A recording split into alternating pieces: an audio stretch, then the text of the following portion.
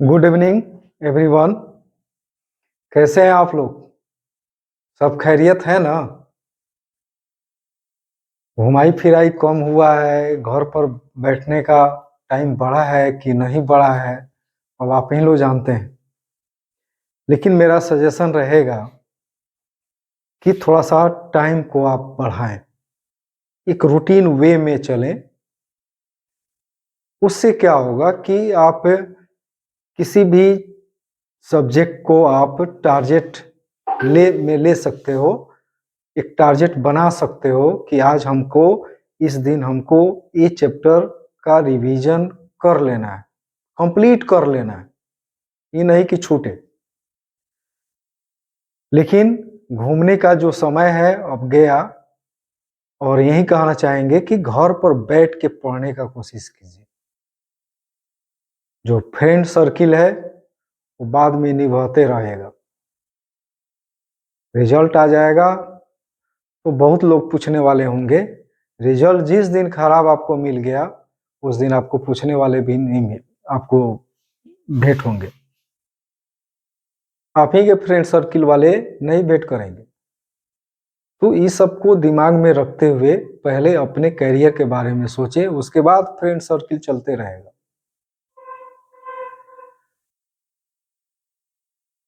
आपके दोस्त के यहाँ अगर बर्थडे है, एग्जाम है, तभी आप पहुंच जाइएगा, इस सिंसियरिटी नहीं है। सबसे पहले अपने करियर को देखिए।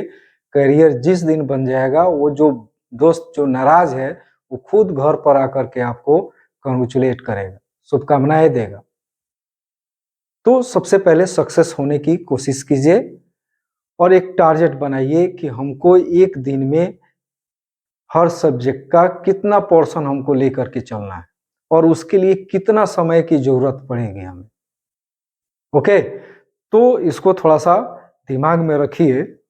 और आज हम लोग देखेंगे, जहां से एग्जाम में पूछा जा चुका है, factor affecting rate of reaction. Factor affecting rate of reaction, इसको केवल समझने का प्रयास करेंगे हम लोग। और जब समझ जाइएगा तो आप अपने से, अगर एग्जाम में पूछ भी देता है तो आप अपने से एक्सप्लेन कर सकते हैं उसको। लेकिन जो मेन आपका फैक्टर है उसको देखने का कोशिश कीजिए और उस पर अपने कॉन्सेप्ट को क्लियर करने का कोशिश कीजिए। जो मेन फैक्टर है, किसी अगर फैक्टर को आप एक्सप्लेन कर रहे हैं तो उसके लिए क्या जरूरी चीजें हैं वो आपके दिमाग में बस उसको रखना है। ओके, तो आज हम लोग जो टॉपिक्स ले रहे हैं, factor affecting rate of reaction, अभिक्रिया के दर को प्रभावित करने वाले कारक। तो चलते हैं, इसके कौन कौन से फैक्टर हो सकते हैं जिससे कि किसी रिएक्शन का रेट आपका अफेक्ट करता है। ठीक है, तो इसमें सबसे पहला हम लोग देखेंगे नेचर ऑफ रिएक्टेंट। जो रिएक्शन में भाग लेने वाले, जो रिएक्शन में इन्वॉल्व होने वाले रिएक्टेंट हैं, उनका नेचर क्या है। तो आपको बहुत पहले समझाया जा चुका है, या आपके टीचर जो जहाँ भी आप पढ़े हैं आपको समझाए होंगे कि हर एलिमेंट का, हर पदार्थ का अपना एक अलग रिएक्टिविटी होती है, अपनी क्रियाशीलता अलग अलग होती है। और उसी क्रियाशीलता के आधार पर यह डिटरमाइन होता है कि वो रिएक्शन आपका फास्ट होगा कि स्लो होगा कि इंटरमीडिएट टाइप का होगा। ओके, तो नेचर ऑफ रिएक्टेंट के ऊपर यह डिपेंड करेगा कि वो आपका रिएक्शन का जो फास्ट रिएक्शन से आएगा फॉलो करेगा, कि स्लो रिएक्शन को फॉलो करेगा, या मॉडरेट रिएक्शन को फॉलो करेगा। ओके, तो यहाँ पर जो नेचर ऑफ रिएक्टेंट है, तो कह सकते हैं कि since different elements have different reactivity, since different reactant have different reactivity,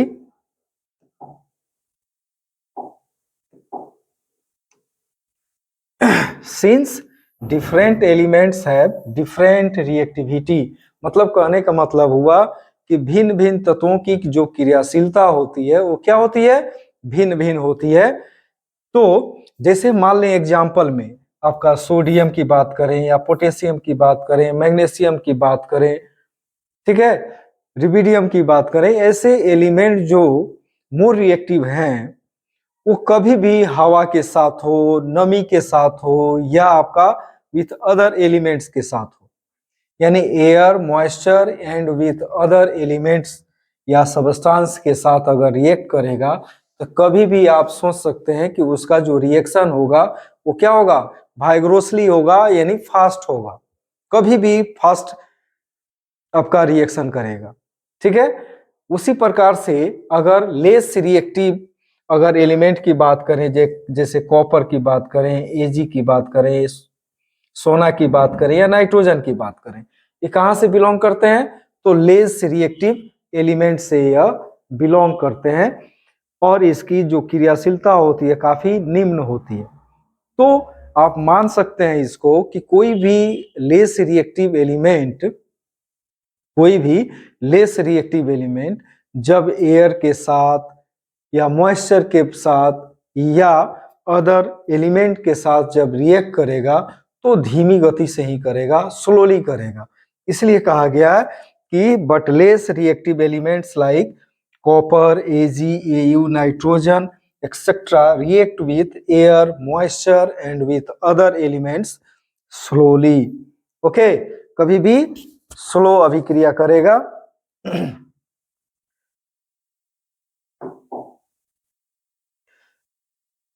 दूसरा हम लोग फैक्टर देखेंगे टेम्परेचर।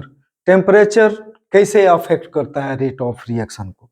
मान लेते हैं कि एक ट्यूब लें,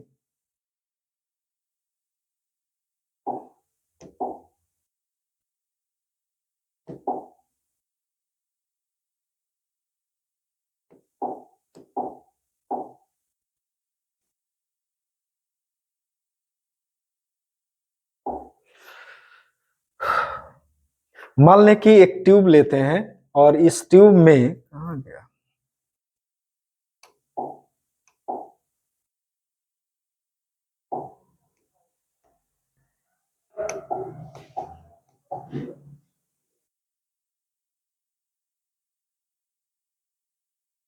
एक ट्यूब लेते हैं हम लोग और एक ट्यूब में मान लेते हैं कि रिएक्टेंट मॉलिक्यूल यहां पर है।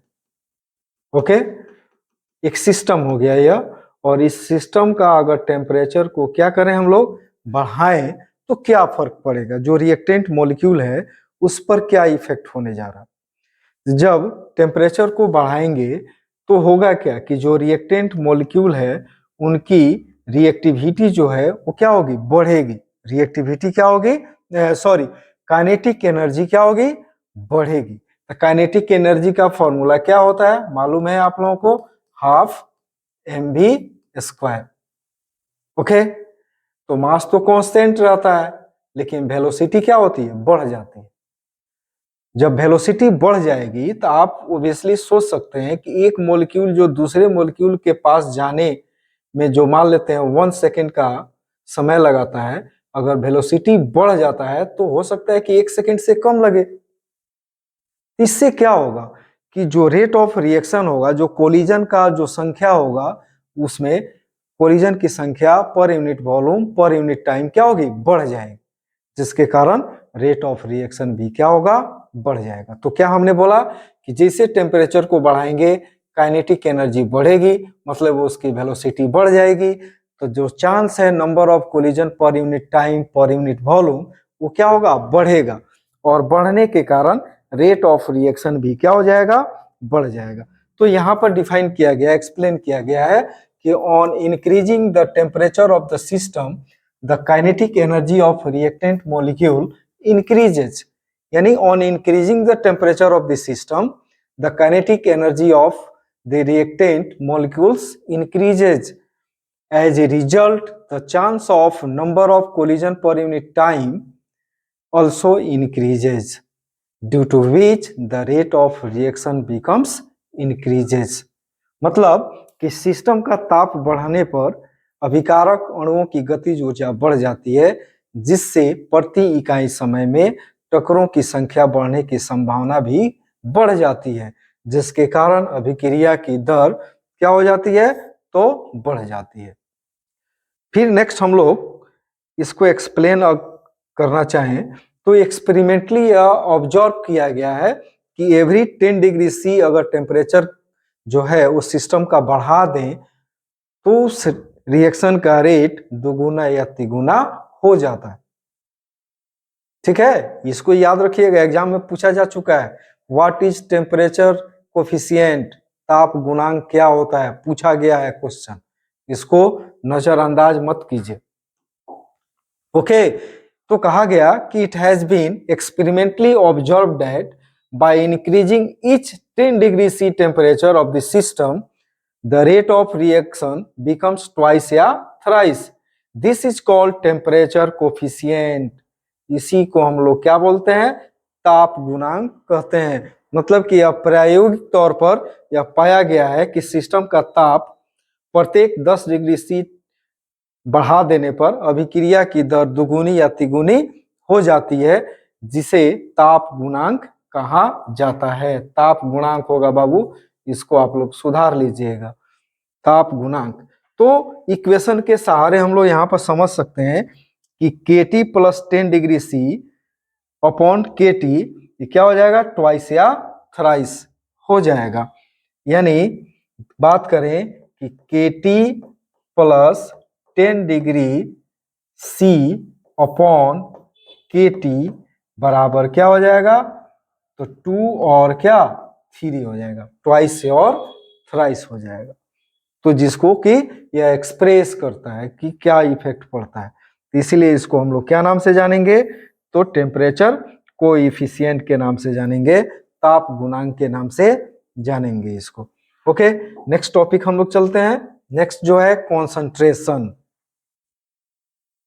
कैसे अफेक्ट करेगा कॉन्सेंट्रेशन रिएक्शन को। तो कहा गया है ना कि कोलिजन की संख्या जितना ही अधिक होगी, रेट ऑफ रिएक्शन भी क्या होगा, उतना ही ज्यादा होगा। ओके, हमने क्या बोला कि नंबर ऑफ कोलिजन जितना ही ज्यादा होगा, उतना ही रेट ऑफ रिएक्शन भी हाई होगा, उच्च होगा। ठीक है, तो क्या एक्सप्लेन करता है कि अकॉर्डिंग टू कोलिजन थ्योरी,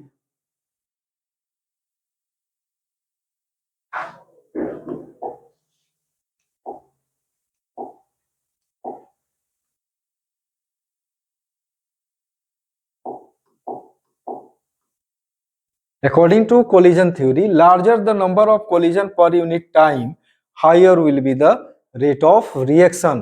यानी कोलिजन की संख्या, टकरों की संख्या जितना ही अधिक होगी, रेट ऑफ रिएक्शन उतना ही अधिक होगा। तो इस कॉन्सेप्ट को अगर समझना है कि बोल रहा है कि यहाँ पर मान लेते हैं एक टेस्ट ट्यूब ले लें और इसमें मॉलिक्यूल है यहाँ पर, तो जितने मॉलिक्यूल है उतना ही में ना कोलिजन होगा। अगर आपको ऑप्शन दिया जाए कि कैसे कॉन्सेंट्रेशन जो है रेट ऑफ रिएक्शन को अफेक्ट करता है, तो यहाँ पर अगर मान लें कि इस टेस्ट ट्यूब में जितने मॉलिक्यूल है उतना ही कोलाइड करेगा और वहीं उसका रेट ऑफ रिएक्शन होगा। लेकिन अगर आप चाहें कि कॉन्सेंट्रेशन के द्वारा ही, थ्रू द कॉन्सेंट्रेशन, आपका रेट ऑफ रिएक्शन को बढ़ा दिया जाए, तो कैसे बढ़ाएंगे, तो इसको समझिए। अगर कॉन्सेंट्रेशन अगर बढ़ाते हैं तो नंबर ऑफ मॉलिक्यूल्स की संख्या क्या हो जाएगी, बढ़ जाएगी। जैसे इस सिस्टम में रिएक्टेंट मॉलिक्यूल्स का कॉन्सेंट्रेशन अगर बढ़ा रहे हैं तो नंबर ऑफ मॉलिक्यूल्स भी क्या होगा, बढ़ जाएगा। पर यूनिट वॉल्यूम में नंबर ऑफ मॉलिक्यूल्स क्या होगा, बढ़ेगा। तो नंबर ऑफ मॉलिक्यूल्स जब बढ़ेगा तो कोलिजन की संख्या भी बढ़ने की संभावनाएं बढ़ गई।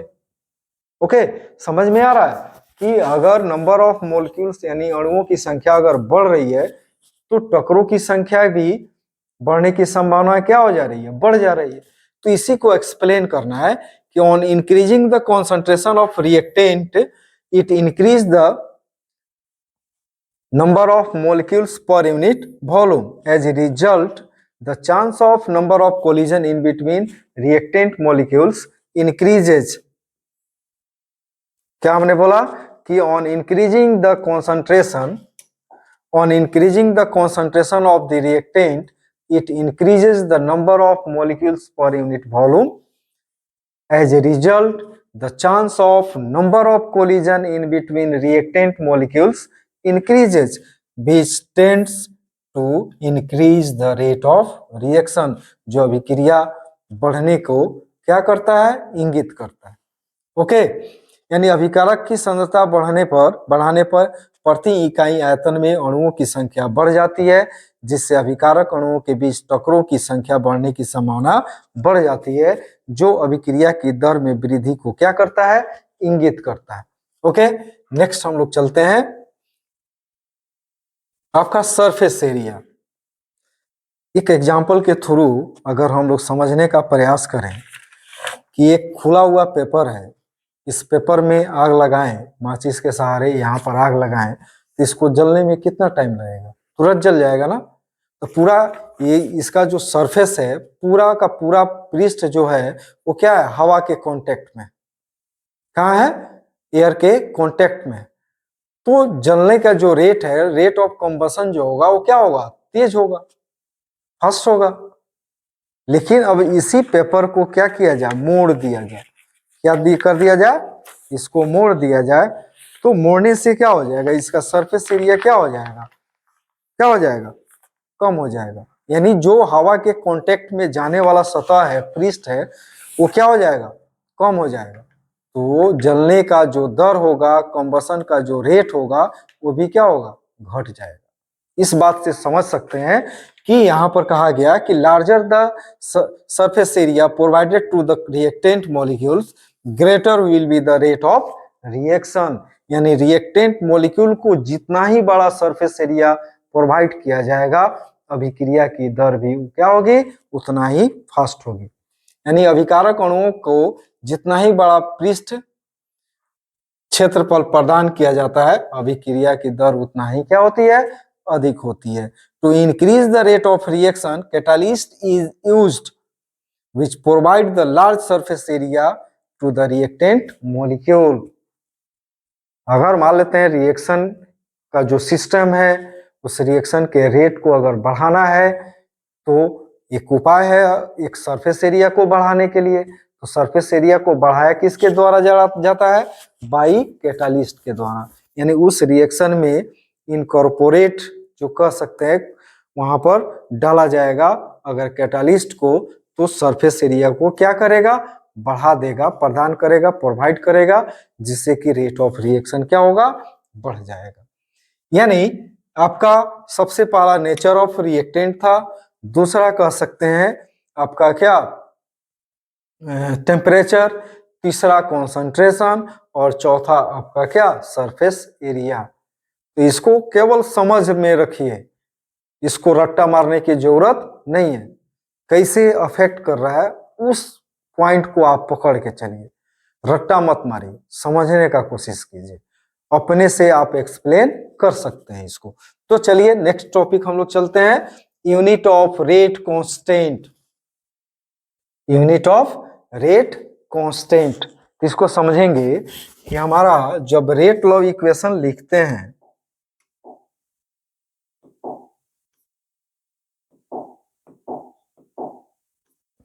जब रेट लॉ इक्वेशन लिखते हैं तो रेट आपका क्या लिखते हैं, rate is equal to K concentration of reactant का पावर क्या, एन। ठीक है, तो यह क्या हो गया, concentration. What is concentration, number of mole पर यूनिट वॉल्यूम। ठीक है, तो आपका यहीं पर दिखाया गया कि के आपका क्या हो जाएगा, रेट अपॉन क्या, कॉन्सेंट्रेशन ऑफ क्या, रिएक्टेंट। ओके, तो हम यहाँ पर रेट का यूनिट हम एक्सप्रेस कर चुके हैं, बता चुके हैं, जब हम लोग रेट के बारे में स्टडी कर रहे थे, पढ़ रहे थे। ओके, तो रेट का क्या यूनिट होता है, देखिए रेट का यूनिट क्या होता है, mole litre inverse second inverse, यानी मोल पर लीटर पर सेकेंड होता है। और कॉन्सेंट्रेशन का यूनिट जो होता है वो क्या होता है, मोल पर लीटर। लेकिन यहां पर क्या बताया जा रहा है कि पावर क्या है, एन है, यानी इसका क्या हो जाएगा, पावर एन हो जाएगा। तो इसको अगर रिजॉल्व करें, हम लोग सॉल्व करें, तो क्या मिलने जा रहा है, अगर इसको ऊपर लेके जा रहे हैं, अगर इसको हम लोग क्या कर रहे हैं, मोल को ऊपर लेके जा रहे हैं, तो n जो होगा वो क्या होगा, माइनस में जाएगा। तो ये क्या हो जाएगा, मोल पर कुछ नहीं है तो 1 मान सकते हैं, तो मोल 1 माइनस n, समझ में आ रहा है ना। यानी मोल इस पर कुछ नहीं है तो 1 मान सकते हैं, इस पर ऊपर जा रहा है, मोल को ऊपर लेके जा रहे हैं तो क्या हो जाएगा, माइनस n हो जाएगा।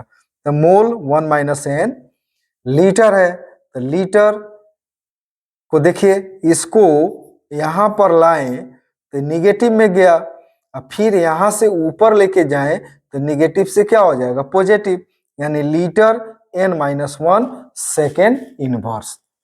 ठीक है, तो यह आपका किसी भी ऑर्डर ऑफ रिएक्शन के लिए एक कॉमन आपका क्या हो गया, यूनिट हो गया। और इसके सहारे हम लोग डिफरेंट ऑर्डर ऑफ रिएक्शन के लिए के का यूनिट हम लोग निकाल सकते हैं। वो कैसे होगा, जैसे जीरो ऑर्डर रिएक्शन के लिए बात करें, तो जीरो ऑर्डर रिएक्शन के लिए बात करेंगे तो n का मान 0 रखेंगे तो क्या बचेगा, मोल बच जाएगा। यहाँ पर लीटर और 0-1 करेंगे तो माइनस है ना आ जाएगा, तो ये क्या हो जाएगा, mole litre inverse second inverse. तो यही आपका हो गया mole litre inverse second inverse हो गया। उसी तरह से ये तो जीरो ऑर्डर हो गया, ये क्या हो गया, जीरो ऑर्डर ऑफ रिएक्शन। ये आपका हो गया फर्स्ट ऑर्डर ऑफ रिएक्शन।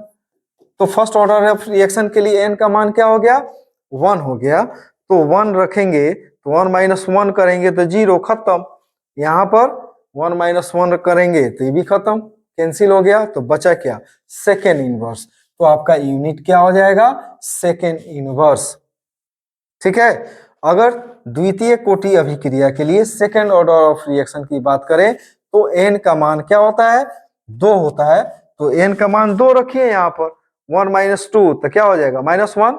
देखिए मोल -1, इस पर अगर 2 रखें, n के जगह पर 2 रखें तो 2 में से 1 गया, 1 तो लीटर और सेकेंड इनवर्स, तो मोल लीटर और सेकेंड इनवर्स हो गया। अगर n का मान 3 यानी थर्ड ऑर्डर तो नहीं होता है, लेकिन देखेंगे कि इनकेसली यह नहीं पूछा जाता है एग्जाम में, यहीं तक पूछा गया है। तो अगर मान लेते हैं थर्ड ऑर्डर रिएक्शन की बात करें हम लोग, तो उसके लिए n का मान कितना हो गया, 3 हो गया, तो क्या हो जाएगा, n का मान 3 रखेंगे तो मोल -2 हो जाएगा, मोल स्क्वायर हो जाएगा, मोल इनवर्स हो जाएगा, सॉरी, मोल इनवर्स 2 -2 हो जाएगा, और लीटर क्या हो जाएगा, 3 में से 1 गया, 2, तो लीटर स्क्वायर और सेकेंड इनवर्स हो जाएगा। उसको सुधार लीजिएगा, स्क्रीनशॉट ले लीजिएगा। ओके, तो यहां से एग्जाम में आपका कई बार क्वेश्चन पूछे जा चुके हैं कि फर्स्ट ऑर्डर रिएक्शन के लिए रेट कांस्टेंट का यूनिट होता है, the unit of rate constant for first order of reaction, ऐसे ऐसे 3-4 आपको ऑप्शन दे देगा। या जीरो ऑर्डर रिएक्शन के लिए रेट कांस्टेंट का यूनिट होता है, 4 ऑप्शन दे देगा, जो सही लगेगा आपको मालूम रहेगा तो आप सही करेक्ट आंसर ठीक लगाओगे। ठीक है ना, तो हम अब देखते हैं नेक्स्ट हम लोग, जैसे क्वेश्चन है the conversion of molecule x to y, यानी x से y आपका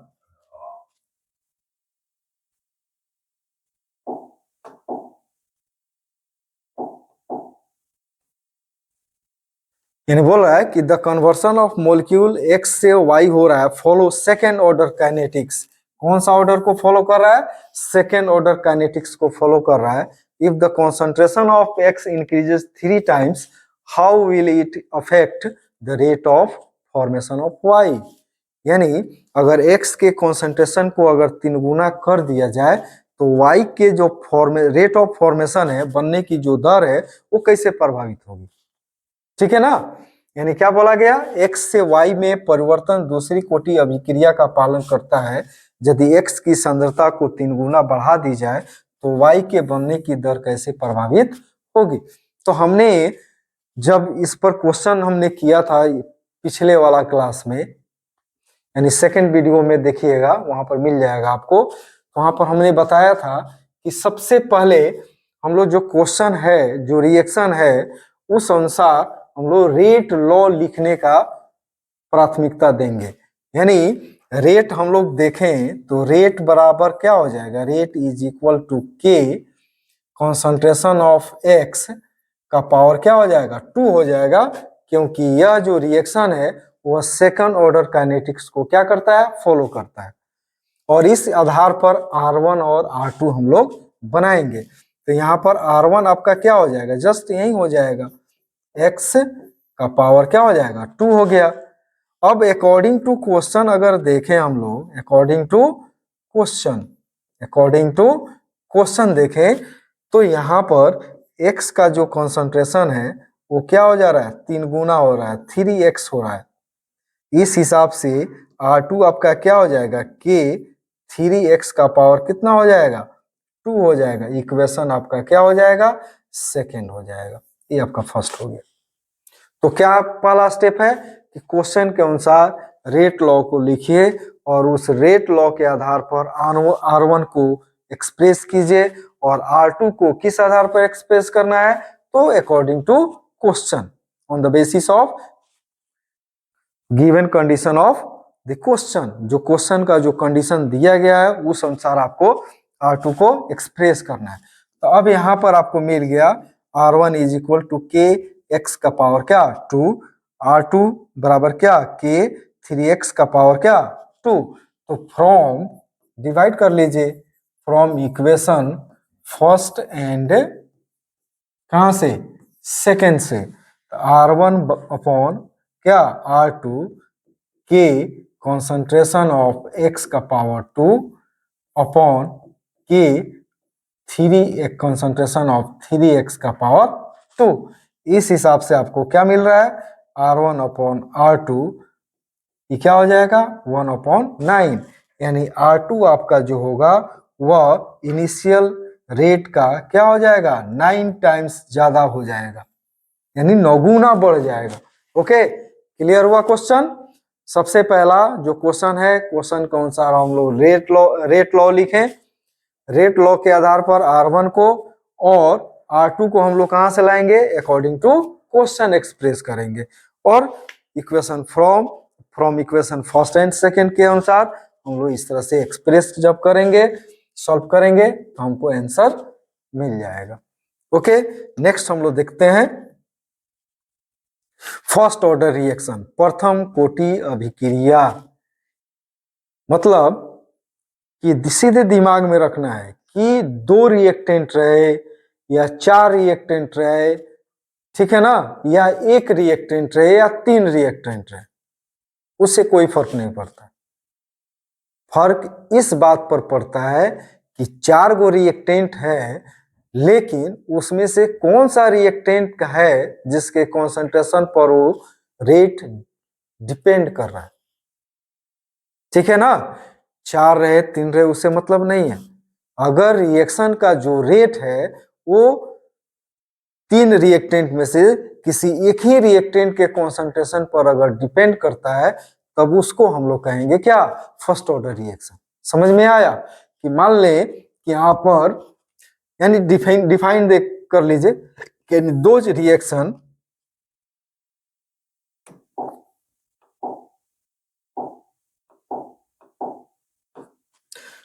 reactions of which rate of reaction depend upon only one concentration term of reactant are called first order reaction।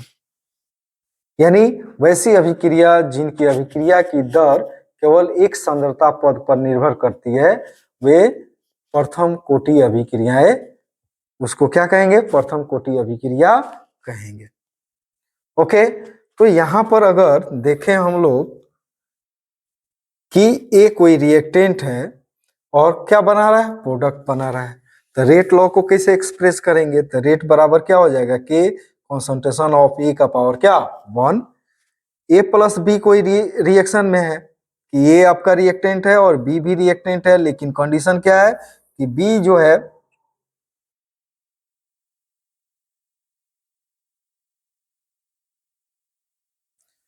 तो यहाँ पर रिएक्शन है ए प्लस बी, जिसमें B क्या है, एक्सेस है और प्रोडक्ट बना रहा है।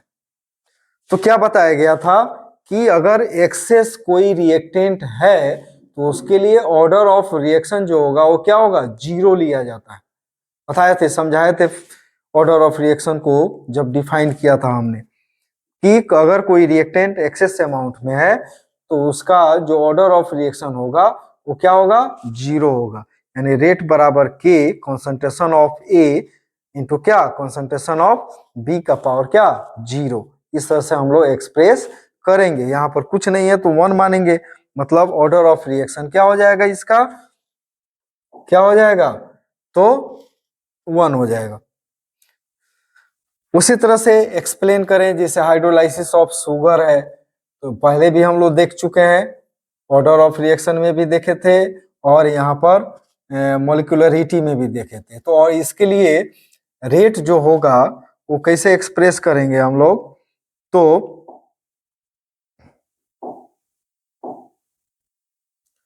रेट बराबर क्या हो गया, के कॉन्सेंट्रेशन ऑफ शुगर और इंटू कॉन्सेंट्रेशन ऑफ H2O का पावर क्या, 0। यानी ऑर्डर ऑफ रिएक्शन इसके लिए क्या मिला, 1। उसी तरह से हाइड्रोलाइसिस ऑफ ईस्टर का देखें तो रेट बराबर के concentration of Easter into concentration of H2O का पावर क्या हो जाएगा, यहाँ पर 0 हो जाएगा। तो ऑर्डर ऑफ रिएक्शन भी क्या हो जाएगा, 0 हो जाएगा। ओके, नेक्स्ट हम लोग आगे देखते हैं। अगर मान लें कि कोई रिएक्टेंट है ए है,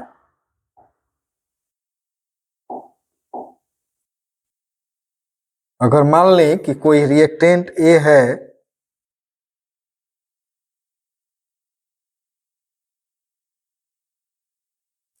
ए है, प्रोडक्ट बना रहा है और उसका इनिशियल कॉन्सेंट्रेशन जो है ए मोल पर लीटर है, और चूंकि इनिशियल है, प्रारंभ है, तो प्रोडक्ट का कॉन्सेंट्रेशन क्या रहेगा, 0 रहेगा।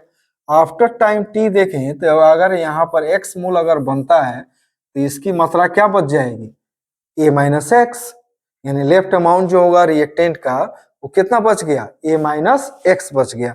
अकॉर्डिंग टू रेट लॉ कहता है कि rate directly proportional to the left amount of the reactant, यानी अभिकारक की जो शेष मात्रा है उसका क्या होता है, सीधा समानुपाती होता है, डायरेक्टली प्रोपोर्शनल होता है।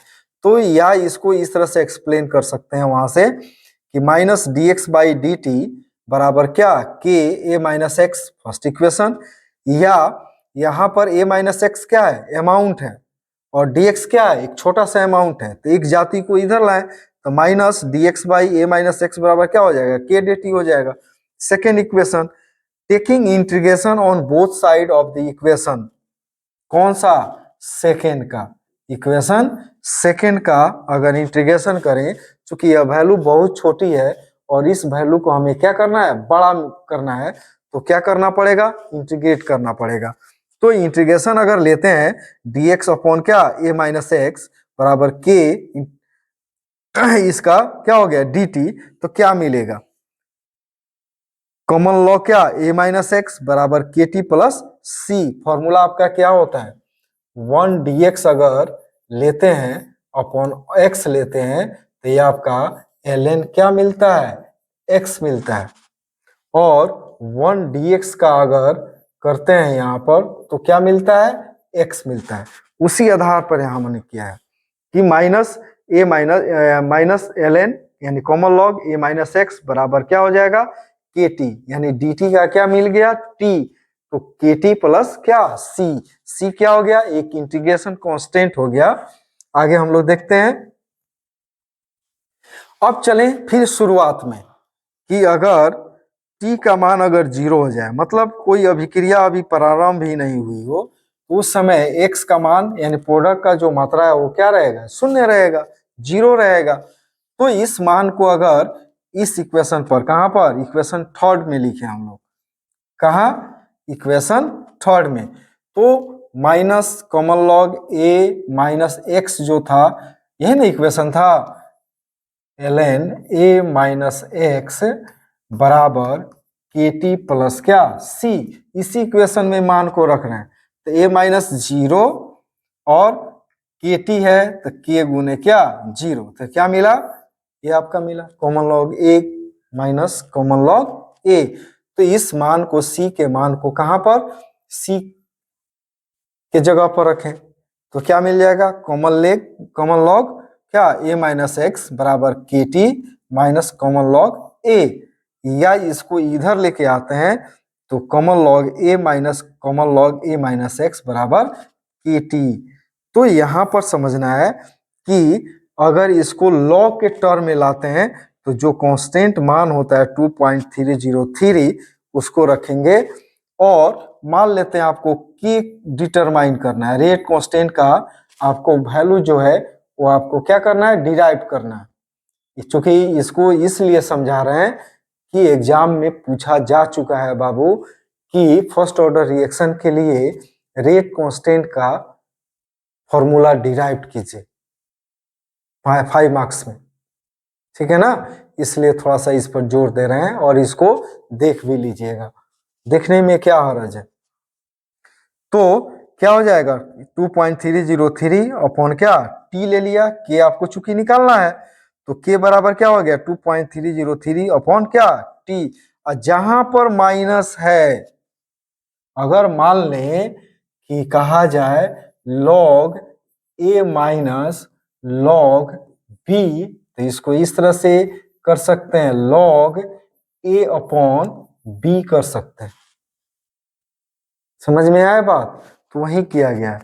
तो लॉग के टर्म में आ गया, तो यहाँ पर कॉमन लॉग ए माइनस कॉमन लॉग ए माइनस एक्स था तो लॉग में ला लिया, कॉमन कर लिया, तो ये क्या हो जाएगा ए अपॉन क्या ए माइनस एक्स। इस तरह से के वैल्यू को हम लोग डिटरमाइन कर सकते हैं, डिराइव कर सकते हैं। उसी तरह से अगर टी यहाँ से हटाना है तो अगर टी यहाँ पर आ गया तो सॉरी यहाँ पर के हो जाएगा के, ओके के रखेंगे तो टी बराबर क्या हो गया 2.303 अपॉन के लॉग ए अपॉन ए माइनस एक्स हो जाएगा। ओके, तो इस मान को, इस दो फॉर्मूला है, ये दो फॉर्मूला को आप लोग याद रखेंगे क्योंकि इसी से आपका न्यूमेरिकल बनेगा और इसी फॉर्मूला का बार बार यूज होगा। ओके, तो नेक्स्ट हम लोग देखते हैं आगे, half life period, half life period अर्ध जीवन काल, अर्ध जीवन काल।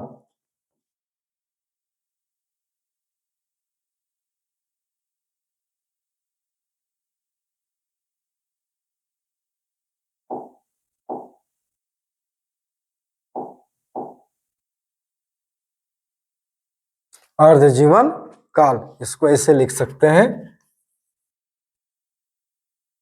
अर्ध जीवन काल। ओके, तो अर्ध जीवन काल क्या है, मान लेते हैं कोई रिएक्शन है और उसका 1 ग्राम लिया गया, क्या लिया गया 1 ग्राम लिया गया ए का, और मान लेते हैं प्रोडक्ट आपका बी बन रहा है प्रोडक्ट, ठीक है, तो 1 ग्राम से हाफ ग्राम होने में जो टाइम लगा तो 0.5 मोल यह भी बना, ठीक है, तो आधा जो मात्रा हो गया उसके लिए जो टाइम लिया यह रिएक्शन, उस टाइम को हम लोग कहेंगे क्या टी हाफ, यानी the time taken by a reaction, क्या बोला गया the time taken by a reaction in which the concentration of the reactant becomes 1/2 to its original concentration या ओरिजिनल अमाउंट। मतलब कहने का क्या हुआ कि किसी अभिक्रिया द्वारा लिया गया वह समय जिसमें अभिकारक की सांद्रता प्रारंभिक सांद्रता की आधी रह जाती है, उस टाइम को हम लोग कहेंगे क्या अर्ध जीवन काल। ओके, तो क्या हमने बोला कि the time taken by a reaction in which the concentration of the reaction becomes 1/2 to its original amount या ओरिजिनल concentration।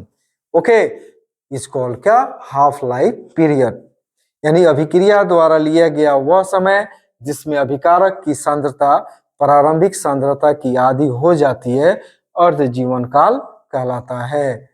और इसको क्या चीज से सूचित करते हैं, तो इसको सूचित करते हैं टी हाफ के द्वारा। किसके द्वारा सूचित करेंगे तो टी हाफ के द्वारा हम लोग इसको सूचित करेंगे। तो एक बार और दोहरा रहे हैं, टी हाफ को कैसे हम लोग करेंगे डिफाइन कि the time taken by a reaction in which the concentration of the reactant becomes 1/2 to its original concentration या amount, ठीक है, is called half life time. यानी किसी अभिक्रिया द्वारा लिया गया वह समय जिसमें अभिकारक की सांद्रता प्रारंभिक सांद्रता की आधी रह जाती है, अभिक्रिया की अर्धायु काल कहलाती है। और इसको क्या चीज से, तो टी हाफ के द्वारा इसको डिनोट करते हैं या सूचित करते हैं। अब चलिए चलते हैं, देखते हैं यहाँ पर कि मान लें कि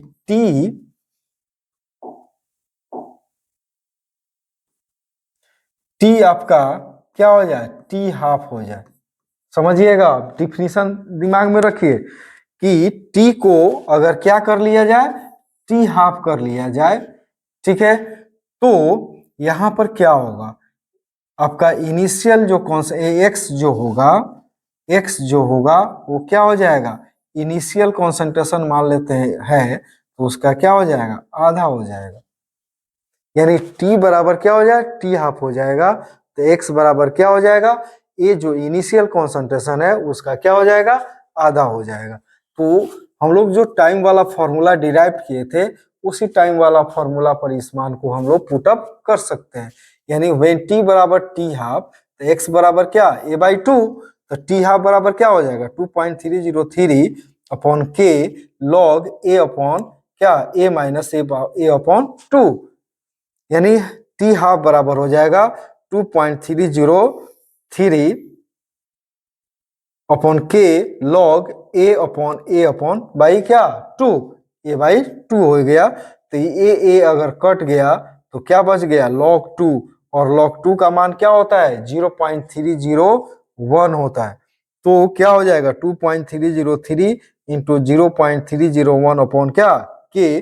तो यहाँ पर आपको मिल जाएगा फॉर्मूला टी हाफ बराबर 0.693 अपॉन के। यहाँ इस फॉर्मूला के सहारे अगर के का मान दिया हुआ है तब हम लोग वहां से क्या कर सकते हैं, टी हाफ निकाल सकते हैं। ओके, तो टी हाफ का फॉर्मूला क्या मिला, तो 0.693 अपॉन के। ओके,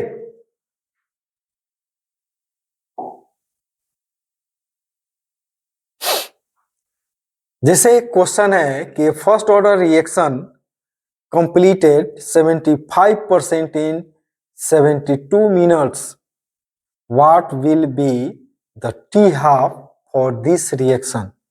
क्या है क्वेश्चन कि कोई प्रथम कोटि अभिक्रिया का 50% भाग जो है वो 72 मिनट में पूरी होती है।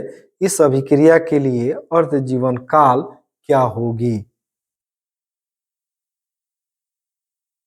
कैसे बनाएंगे इसको। आपको क्या पूछा जा रहा है, टी हाफ, क्या पूछा गया, तो टी हाफ पूछा गया।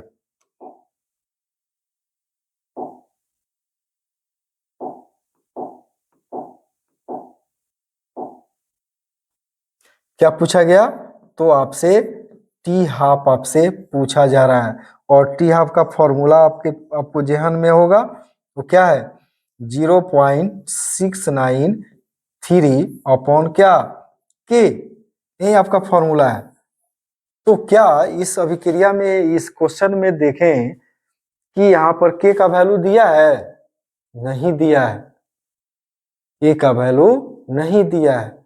तो सबसे पहला हमारा प्राथमिकता होगा कि के वैल्यू को हम लोग प्राप्त करें।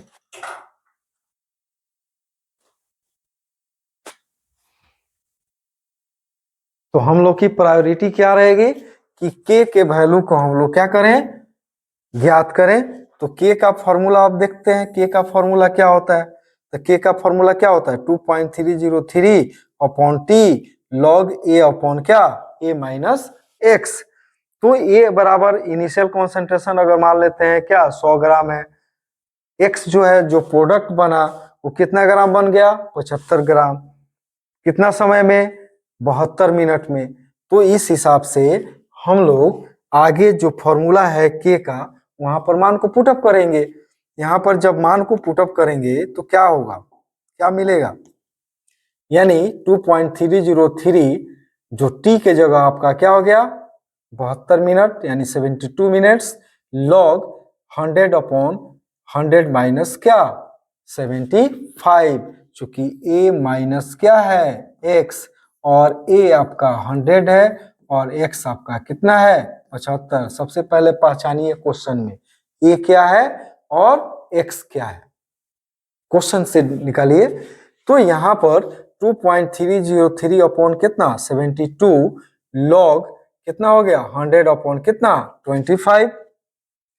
तो 2.303 अपॉन कितना? 72 क्या काटेंगे तो कितना हो जाएगा? 4। लॉग 4 हो गया। लॉग 4 का मान कहाँ से लाए? आपको मालूम है कि लॉग 2 का कितना होता है? 0.301 होता है। तो लॉग 4 का निकालना होगा तो क्या करेंगे इसको? लॉग 2 का पावर क्या? 2, या क्या हो जाएगा? 2 लॉग 2 हो जाएगा, यानी 2 इंटू कितना हो जाएगा? काटिए इसको। 2 इंटू कितना? 0.301, कितना मिल गया? 0.602। ओके, तब आपको जो है, अगर आप सॉल्व करते हैं तो सॉल्व करेंगे तो ये कितना हो जाएगा? गुना कर लेंगे, ये आपका हो जाएगा 1.386 अपॉन कितना?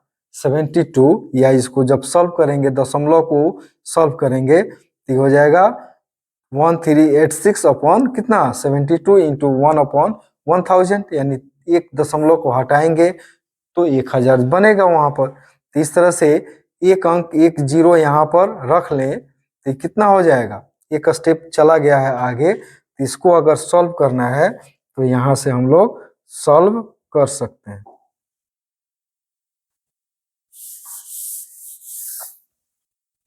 तो यहाँ पर सॉल्व करना हो तो ये कितना दे दिया?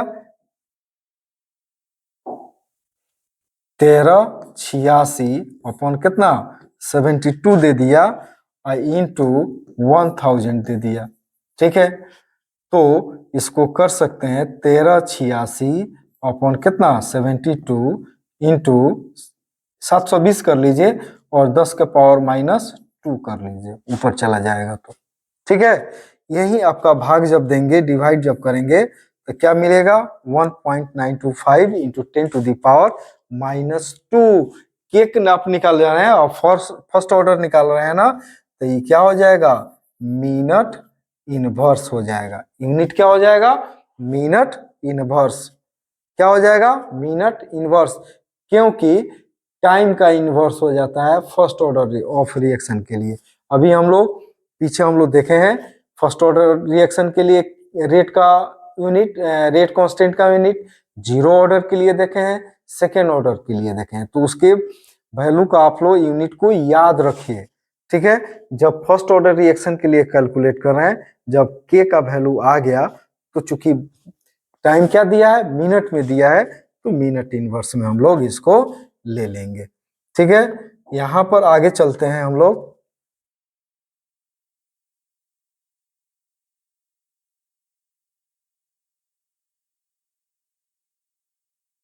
कहाँ चला गया? खत्म हो गया।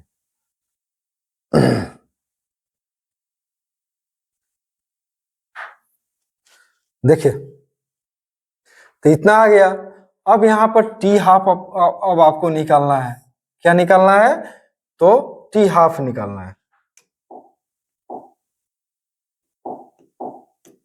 टी हाफ निकालना है तो फॉर्मूला आपका यह बनता है, और आपने फर्स्ट स्टेप में क्या किया? रेट कांस्टेंट को कैलकुलेट किया। तो रेट कांस्टेंट का जो मान आया 0.693 अपॉन क्या? 1.925 into 10 to the power minus 2 put up किया।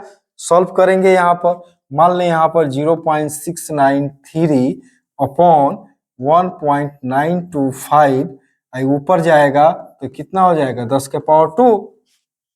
इस दशमलव को और इस दशमलव को क्या कीजिए, काट दीजिए। कितना हो जाएगा 693 अपॉन कितना 1925 भाग देंगे, आपको कितना आ जाएगा 36 मिनट। ये क्वेश्चन बनाने का क्या रीजन है,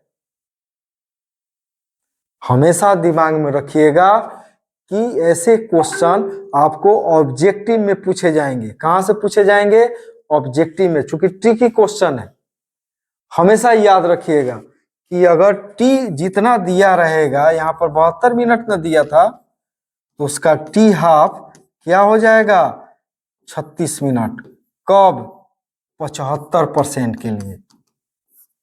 याद रखिए कि जो भी 75% के लिए इस तरह से ट्रिक बना लीजिए। टी हाफ जो होगा, जो भी अगर x दिया है तो टी हाफ जो होगा वो क्या हो जाएगा x अपॉन क्या 2, x का आधा हो जाएगा।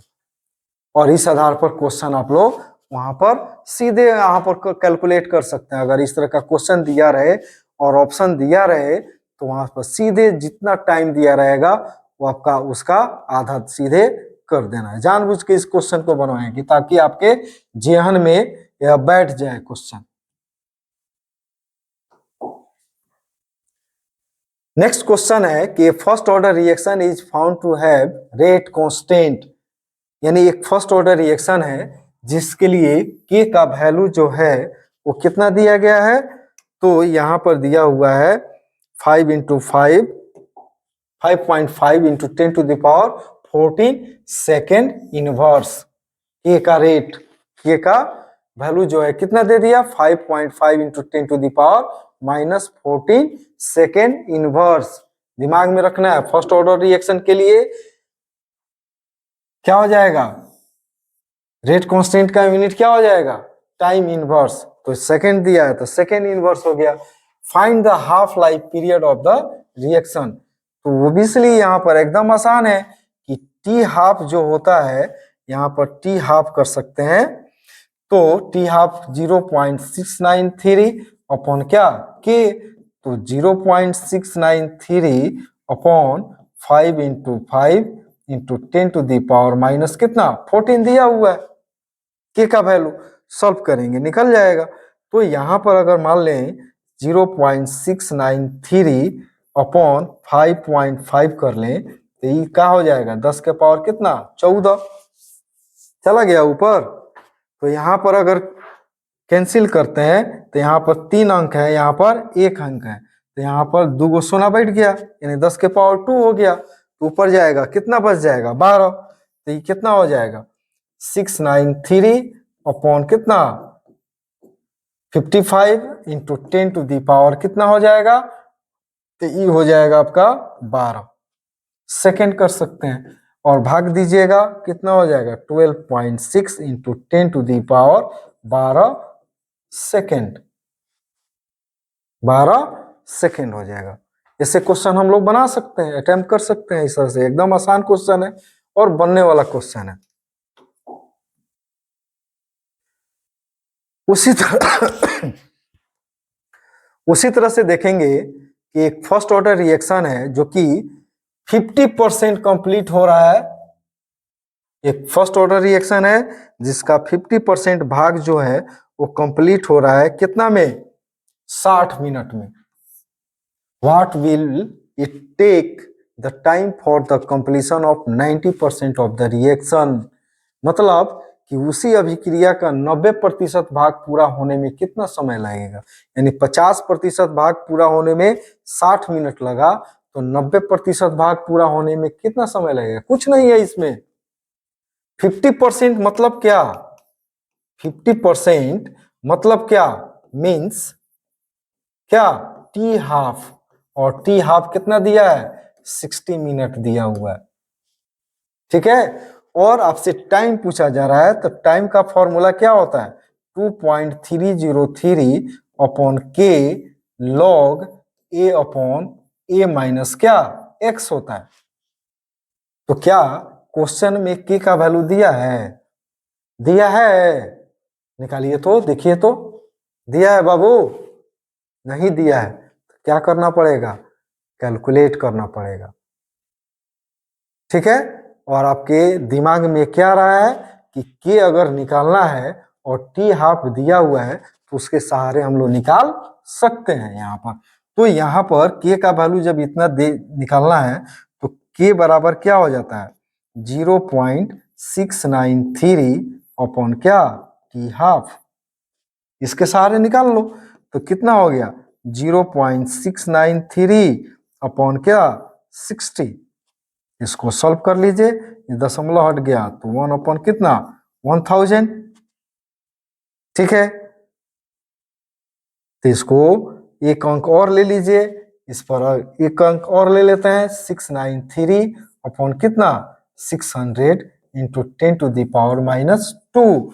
कितना मिनट में है ना, तो के का वैल्यू क्या हो गया मिनट इनवर्स हो गया। तो इसको सॉल्व करेंगे 6 मर्त में जाएगा, उसके बाद फिर 1 मर्त में जाएगा, उसके बाद 5 मर्त में जाएगा, ये हो जाएगा 1.15। देख लीजिए उतना ही होना चाहिए, यानी 693 अपॉन क्या तो 600, तो 1 अपॉन कितना 6, ये हो गया 39 दशमलव ले लिया 1, ये हो जाएगा 600, ये हो जाएगा कितना 330, फिर 0 ले लिया 6×5 30। ठीक है, फिर 5 मर्त में। ठीक है, ये आपका कह सकते हैं 5 5 भी आ जाएगा, गुने 10⁻⁻² मिनट क्या हो जाएगा inverse, minute inverse. Minute inverse का है तो टाइम आपको मिनट में दिया है और फर्स्ट ऑर्डर रिएक्शन है तो के का जो यूनिट होगा वो क्या हो जाएगा 1.155 इंटू 10⁻⁻² हो जाएगा। अब के का जो मान आ गया तो आप आपका टी हाफ के लिए निकाल सकते हैं। कैसे निकालेंगे, क्या टी का फॉर्मूला क्या हमने बताया कि 2.303 इन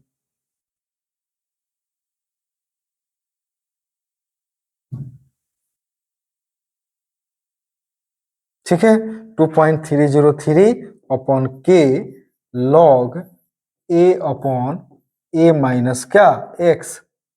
तो ए आपका क्या मान लें 100 मान लें, 90% है ना, और x अगर मान लें 90 तो इस मान को रख लीजिए, तो ये क्या हो जाएगा तो t आपका हो जाएगा क्या आपका हो जाएगा 2.303 अपॉन 1.15 इंटू 10⁻⁻² लॉग क्या 100 अपॉन 100 माइनस कितना 90। तो इसको सॉल्व कीजिएगा 2.303 अपॉन 1.15 इंटू 10⁻⁻² लॉग कितना बचेगा 10, और लॉग 10 का मान क्या होता है 1 होता है, तो ये क्या हो जाएगा तो 2.303 ठीक है अपॉन 1.15 ठीक है इंटू 10⁻²। ये दशमलव को हटाएंगे तो ये आ जाएगा क्या 10, ये हो जाएगा 2303 अपॉन 115। तो देखो 2 मर्त में, यानी ये चला जाएगा आपका कट गया तो ये 0 हो जाएगा, तो लमसम 200 सेकेंड के आसपास आंसर आना चाहिए। देखिए क्वेश्चन आपका एनसीईआरटी बुक में दिया होगा, वहां से आप लोग इसका आंसर देख सकते हैं, इसी के आसपास आंसर होना चाहिए। ओके, तो इस तरह से क्वेश्चन को बनाइए। एक क्वेश्चन है कि an archaeological artifact contained 80% isotopes of carbon with respect to a green wood. मतलब एक हरा लकड़ी है और उसमें जो कार्बन का जो आइसोटॉप है C12, उसमें तो हरा लकड़ी है तो 100% है, लेकिन जो लकड़ी का जो कलाकृति बनाया गया है कोई आर्टिफैक्ट है, उसमें अभी तक कितना भाग बचा हुआ है 80% बचा हुआ है, यानी उसमें जो आइसोटॉप है कार्बन का उस लकड़ी में कितना है 80% है। एक हरे लकड़ी की अपेक्षा। हरा लकड़ी में 100% मान सकते हैं, लेकिन वो जो लकड़ी है उस लकड़ी में कार्बन का जो आइसोटॉप है वो कितना बचा हुआ है, तो 80% बचा हुआ है। तो बोल रहा है कि वो लकड़ी का जो आर्टिफैक्ट है, कलाकृति है, उसका एज क्या है, वो कितने बरस पहले का वो लकड़ी है। तो कुछ याद आ रहा है, कुछ जानकारी होगा, आपको बताया गया होगा carbon dating. What is carbon dating, क्या होता है, हमेशा दिमाग में रखेंगे कि जो भी लिविंग ऑर्गेनिज्म है, जो सांस लेता है, जो ऑक्सीजन लेता है, कार्बन डाइऑक्साइड भी लेता है, उसमें कार्बन की मात्रा डिपॉजिट होती है।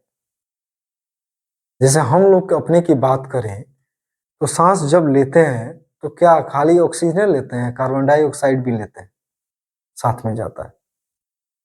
और वो कार्बन डाइऑक्साइड क्या होता है, निकल जाता है, लेकिन थोड़ी मात्रा क्या होती है, शरीर में डिपॉजिट होती चली जाती है। उसी तरह से एक पेड़ पौधा की बात करें तो वो भी सांस लेता है, रेस्पिरेशन होती है। तो जब मेटाबॉलिज्म होता है तो उस मेटाबॉलिज्म के थ्रू क्या होता है, वो कुछ कार्बन जो होता है वो शरीर में क्या होता है, बॉडी में क्या होता है, डिपॉजिट होते चला जाता है और डिसइंटीग्रेट नहीं होता है। रेडियो एक्टिविटी आप लोग जाने होंगे, रेडियो सक्रियता, रेडियो एक्टिविटी प्रोसेस भी आपका फर्स्ट ऑर्डर रिएक्शन से बिलोंग करता है, दिमाग में रखिएगा।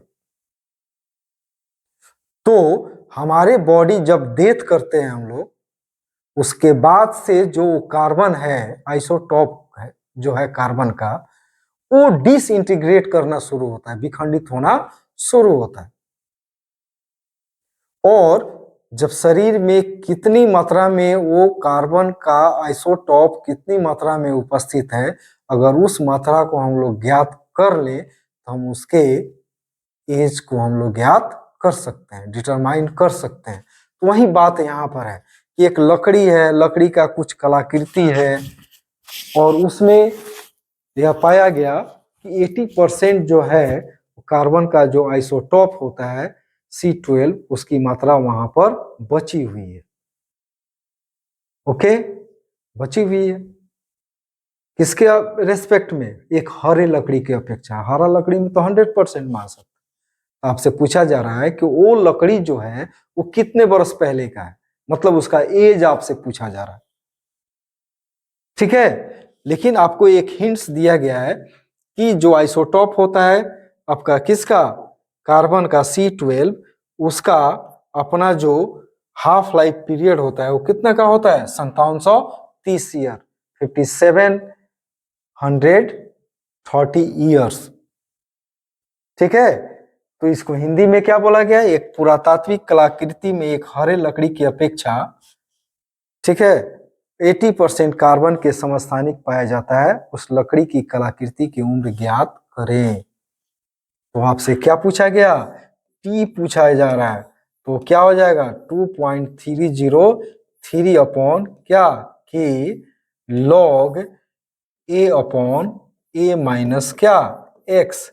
अब ढूंढेंगे कि टी अगर निकालने जा रहे हैं तो क्या ये सभी मान दिया हुआ है, नहीं दिया हुआ है बाबू। के का मान देखिए तो ढूंढिए, तो है के का मान, नहीं है। तो हम क्या करेंगे, के मान को सबसे पहले कैलकुलेट करेंगे, किसके सहारे, with the half life of क्या, आइसोटॉप ऑफ C12, चूंकि हाफ लाइफ आपको दिया हुआ है। तो यहां पर अगर देखें हम लोग,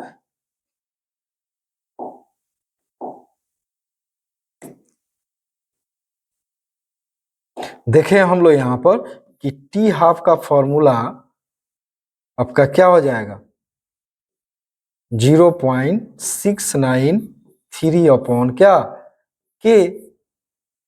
तो के बराबर क्या हो जाएगा, 0.693 अपॉन क्या हो जाएगा, टी हाफ, और 0.693 अपॉन क्या हो जाएगा 5730 ईयर्स। कितना 5730।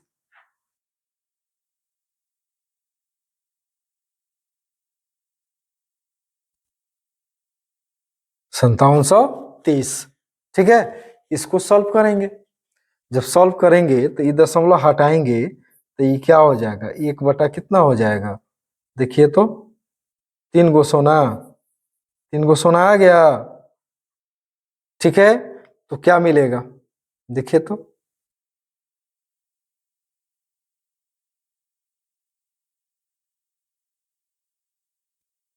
इसको ऊपर लेके जाएंगे तो माइनस में चला जाएगा, तो इसको कर लेते हैं क्या,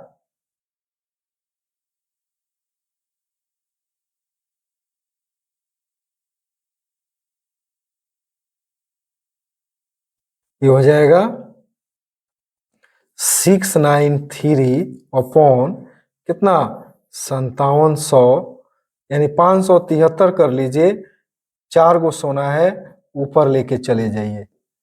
ठीक है, और भाग दीजिएगा 693 में कितना से, 573 से, एक मर्त में जाएगा 573 हो गया, 0 2 1 दशमलव ले लिया, 0 2 हो जाएगा 573 573, 3 दूना 6,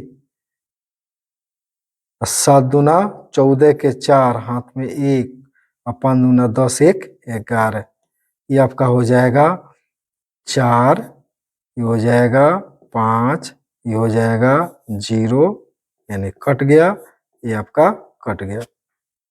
फिर 0 अगर लेते हैं, फिर 0 लेते हैं तो एक 0 यहाँ पर लेंगे। ठीक है, तो कितना मर्त में जाएगा, 9 मर्त में ले सकते हैं, तो इसका मान आ जाएगा 1.209 इंटू 10⁻⁻⁴ आपका क्या, ईयर्स इनवर्स। ओके, कितना 1.209 इंटू 10⁻⁻⁴ ईयर्स इनवर्स, जो कि के का वैल्यू है और फर्स्ट ऑर्डर रिएक्शन है। ये अगर यह फर्स्ट ऑर्डर रिएक्शन है, अगर रेडियो एक्टिविटी को अगर इंडिकेट कर रहा है, एक्सप्रेस कर रहा है, तो रेडियो एक्टिविटी प्रोसेस भी आपका फर्स्ट ऑर्डर रिएक्शन है। तो फर्स्ट ऑर्डर रिएक्शन की जब बात आती है, तो अगर समय आपका ईयर में दिया हुआ है, वर्ष में दिया है, तो आपका क्या हो जाएगा, यूनिट ईयर्स इनवर्स हो जाएगा। तो अब यहाँ पर टी आप निकाल सकते हो। अब टी निकालने के लिए क्या हो जाएगा, 2.303 अपॉन क्या हो जाएगा, के लॉग ए अपॉन ए माइनस एक्स। यहां पर लोग गलती करता है, ए माइनस एक्स क्या करेगा, 100 में से 80 को घटा देगा, यहीं पर गलती करता है लोग, बच्चा लोग सीधे 100 में से क्या करेगा 80 को, जबकि क्या बोल रहा है 80 आपका ए माइनस एक्स है। ओके, यानी ए आपका क्या 100 और ए माइनस एक्स आपका क्या है 80 है। ओके, तो जब मान रखेंगे तो ये आपका हो जाएगा टी 2.303 अपॉन कितना माना है 1.209 इंटू 10⁻⁻⁴, ये आपका हो जाएगा लॉग कितना 100 बाई क्या 80, ये घटा लीजिए, तो लॉग देखेंगे, लॉग आपका कितना 10 अपॉन क्या 8, तो ये क्या हो जाएगा लॉग 10 माइनस कितना हो जाएगा लॉग 8 हो जाएगा। तो लॉग 8 कहाँ से निकालेंगे, तो लॉग 8 का मान निकाल सकते हैं यहाँ पर लॉग 2 का पावर 3, या हो जाएगा 3 लॉग क्या लॉग 3 लॉग 2, तो ये हो जाएगा log 2 का मान कितना हो गया, कितना 0.301, यानी 3 इंटू 0.301 कितना हो जाएगा 3090, घटा लेंगे, यानी एक में से क्या करेंगे 0.903 क्या करेंगे घटा लेंगे, कितना बचेगा, बच जाएगा आपका 0.097 बच जाएगा। इस मान को यहाँ पर रख करके जब सॉल्व करेंगे तो यह आपका आंसर आना चाहिए 1800 45 से लेके 48 के आसपास ये इसका आंसर आना चाहिए। 1848 के आसपास में आंसर इसका आना चाहिए। और यह क्वेश्चन आपका एनसीईआरटी का है। ओके, तो बनाने का तरीका है, उसको आसान बना के बनाइए, मजा आएगा। ओके, तो नेक्स्ट हम लोग टॉपिक देखेंगे स्यूडो यूनिमोलिक्यूलर रिएक्शन, छद्म एकान्विक अभिक्रिया। क्या आप एक चीज बताइए, भूत देखे हैं? बताइए, भूत कहीं देखे हैं? नहीं, लेकिन क्या होता है, एहसास होता है, डर होता है कि होता ही बड़ा होता है ना ऐसा। तो क्या है, वो छद्म है, लेकिन हम लोग को महसूस होता है कि हो सकता है कि हो वहां पर। जस्ट वही चीज है यहाँ पर कि कोई ऐसा रिएक्शन जिसमें ऑर्डर ऑफ रिएक्शन का मान हमेशा एक रहे, लेकिन मोलिकुलरिटी उसका मान कुछ भी हो जाए, मोलिकुलरिटी का मान कुछ भी हो जाए, लेकिन जब ऑर्डर ऑफ रिएक्शन का मान क्या हो, एक रहे, तब उस रिएक्शन को हम लोग कहते हैं क्या, स्यूडो यूनिमोलिक्यूलर रिएक्शन। ठीक है, दो मॉलिक्यूल तो ले रहा है, लेकिन वो क्या है, एक मॉलिक्यूल बता रहा है, इसीलिए बोला जा रहा है क्या, स्यूडो यूनिमोलिक्यूलर रिएक्शन। यानी इस प्रकार की अभिक्रिया की कोटि हमेशा क्या होती है, एक होती है।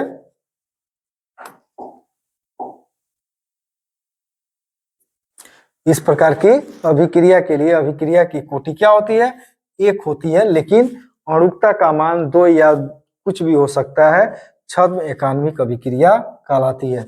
यह एग्जाम में क्वेश्चन पूछा जा चुका है कि what is pseudo unimolecular reaction, या एक बार ऑब्जेक्टिव पूछा जा चुका है कि हाइड्रोलाइसिस ऑफ शुगर या हाइड्रोलाइसिस ऑफ ईस्टर जो है वो एग्जाम्पल है किसका, छद्म एकान्विक अभिक्रिया। और भी 3 को ऑप्शन दे दिया था, देखिएगा क्वेश्चन बैंक में है। ठीक है ना, तो इसको नजरअंदाज मत कीजिए कि such reaction in which order of reaction is always 1 but molecularity is always 2 और मोर आर कॉल्ड क्या, स्यूडो यूनिमोलिकुलर रिएक्शन। तो एग्जाम्पल में हम लोग देख सकते हैं हाइड्रोलाइसिस ऑफ शुगर या हाइड्रोलाइसिस ऑफ ईस्टर, दोनों एग्जाम्पल यहाँ से बिलोंग करेगा। ठीक है ना, हाइड्रोलाइसिस ऑफ शुगर और हाइड्रोलाइसिस ऑफ ईस्टर, दोनों एग्जाम्पल आपका स्यूडो यूनिमोलिकुलर रिएक्शन का एग्जाम्पल है। नेक्स्ट हम लोग देखते हैं zero order reaction. Zero order reaction को जैसे हम लोग एक्सप्लेन करना हो या एक्सप्रेस करना हो तो कैसे करते हैं हम लोग, ये ना लिखते हैं rate law, rate is equal to K concentration of reactant का पावर क्या, जीरो, ये ना। तो जीरो होने का मतलब क्या है, जीरो होने का मतलब है कि रेट जो है वो कॉन्सेंट्रेशन पर डिपेंड नहीं कर रहा है।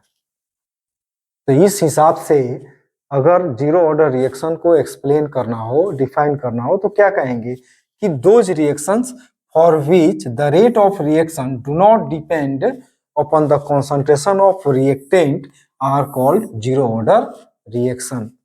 यानी those reaction for which the rate of reaction do not depend upon the concentration of reactant are called zero order of reaction। यानी वैसी अभिक्रिया जिसके लिए अभिक्रिया की जो दर है वो अभिकारक की सांद्रता पर निर्भर नहीं करती है, उसको हम लोग क्या बोलते हैं, शून्य कोटि अभिक्रिया कहते हैं। यानी यहाँ पर देखें हम लोग कि ए से क्या हो रहा है, प्रोडक्ट बन रहा है, इसको एक्सप्रेस करना हो तो क्या कहेंगे कि रेट बराबर क्या, के कॉन्सेंट्रेशन ऑफ ए का पावर जीरो, जीरो ऑर्डर है, तो रेट क्या हो गया माइनस डी एक्स बाई क्या डी टी बराबर के कॉन्सेंट्रेशन ऑफ ए का पावर क्या जीरो। तो इसको नेग्लेक्ट कर दीजिए,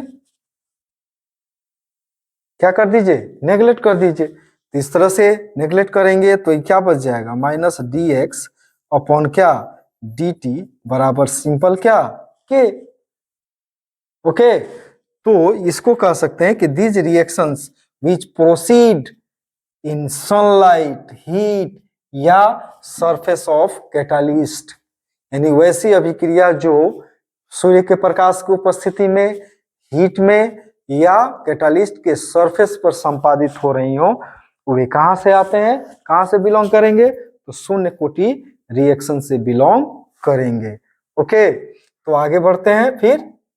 तो याद रहेगा शून्य कोटि अभिक्रिया क्या है? शून्य कोटि अभिक्रिया वह है जिसकी अभिक्रिया की दर अभिकारक की सांद्रता पद पर निर्भर नहीं करती है, यानी कॉन्सेंट्रेशन पर निर्भर नहीं करती है, उसको हम लोग शून्य कोटि अभिक्रिया कहते हैं। ओके, इसमें डिसोसिएशन ऑफ HI देख सकते हैं, जो कि सोना जो कैटालिस्ट के रूप में लिया गया है उस पर कैटालिस्ट के ऊपर सरफेस पर हो रहा है इस पर, या हाइड्रोजिनेशन में निकेल या प्लेटिनम 350 केल्विन हम लोग ले सकते हैं, आसपास में होता है। ठीक है, तो हाइड्रोजन जुड़ रहा है, तो क्या मिल रहा है? इथेन मिल रहा है। ये आपका क्या इथीन है, यहाँ पर हाइड्रोजिनेशन हो रहा है, एडिशन ऑफ हाइड्रोजन हो रहा है, यहाँ पर क्या मिला? इथेन हो गया। यह भी आपका क्या है? जीरो ऑर्डर रिएक्शन है। अब यहाँ पर डेरिवेशन अगर देखें हम लोग, तो ए से कोई प्रोडक्ट बना तो रेट ऑफ क्या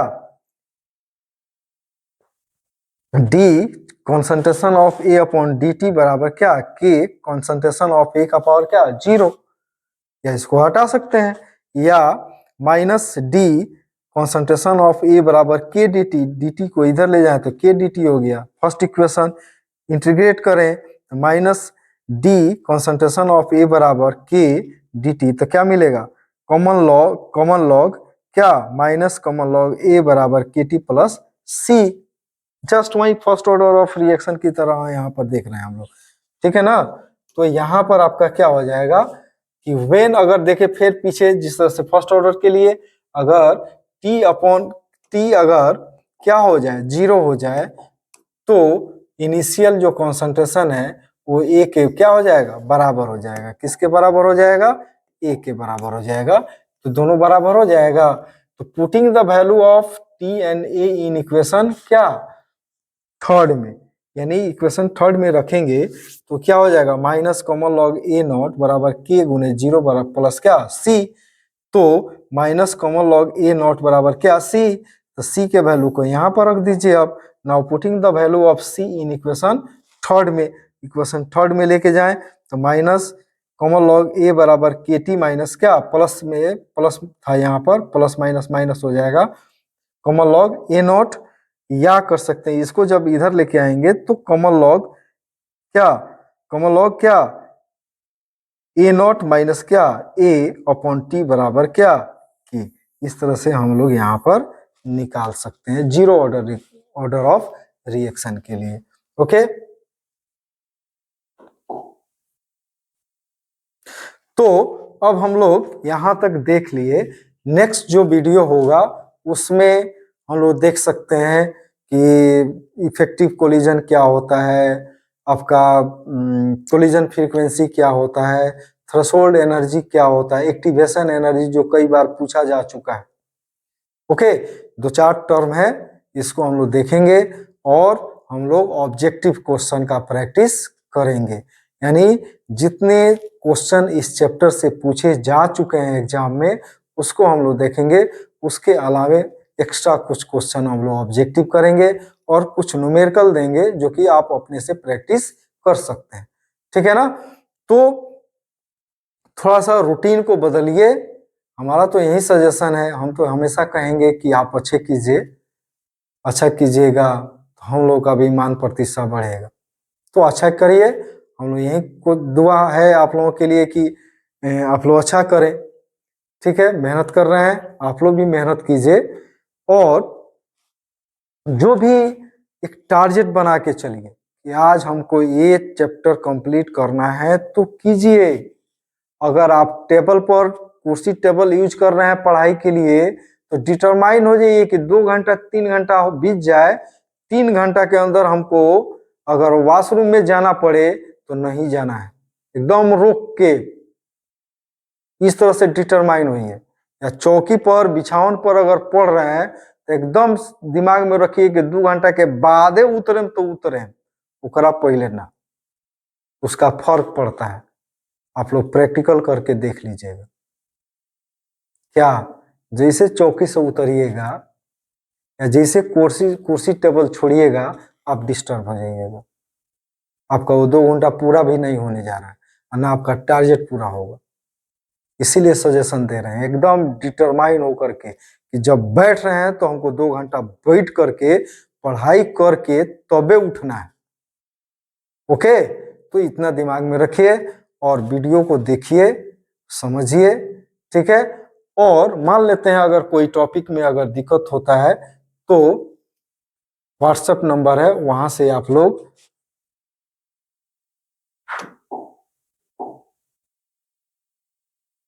हमको संपर्क कर सकते हैं।